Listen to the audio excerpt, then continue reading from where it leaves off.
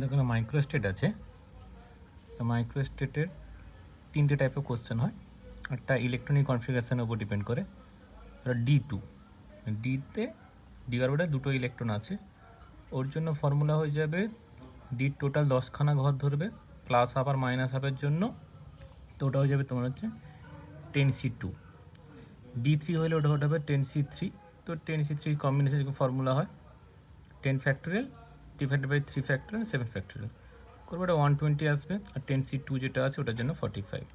তারা F2 দিয়েছে, মানে লেন্থ হ্যান্ডের জন্য দিয়েছে, তো তার জন্য চলে আসবে হচ্ছে এফের জন্য তোমার 14টা ধরতে হবে, এই প্লাস আর মাইনাস আপ ধরে নিয়ে।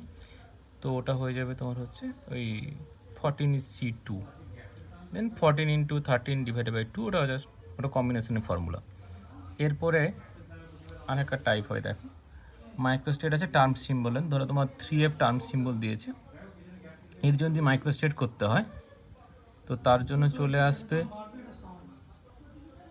আচ্ছা তার জন্য চলে আসবে তোমার মাইক্রোস্টেট অফ টার্ম সিম্বল যেটা আছে ওই 3F যদি চলে আসে তো তার জন্য ফর্মুলা হবে 2s+1 ইন্টু 12+1। আচ্ছা 3 এইটা হচ্ছে তোমার 2s+1, যেটাই নর্মাল টার্ম সিম্বলের ফর্মুলা, এটা দেখলে বুঝতে পেরে যাবে। আর এল যে টার্মটা ওটার জন্য তুমি এইখান থেকে কাজ নিয়ে নেবে, বুঝেছে?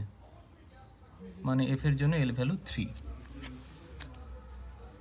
তো এটা করলেই 2s+1টা 3 আর এটা করলে 21 হবে। 2ডির জন্য ওটা হয়ে যাবে 10। নেক্সট আছে মাইক্রোস্টেট অফ 3F4, এরকমভাবে থাকলে এর জন্য ফর্মুলা হবে 2j+1। এটা জে ভ্যালু, দেখবে এটা জে ভ্যালু হয়ে যাচ্ছে। আর 3F2 যেটা আছে তার জন্য এটা জে ভ্যালু, তো ফর্মুলা হয়ে যাবে 2j+1, 22+1 করলে 5। আর এটার জন্য 3F4-এর জন্য 2 ইন্টু 4+1 করলে 9। এবার টোটাল মাইক্রোস্টেটগুলো হয়ে যাবে 3F3 করলে হয়ে যাবে 7।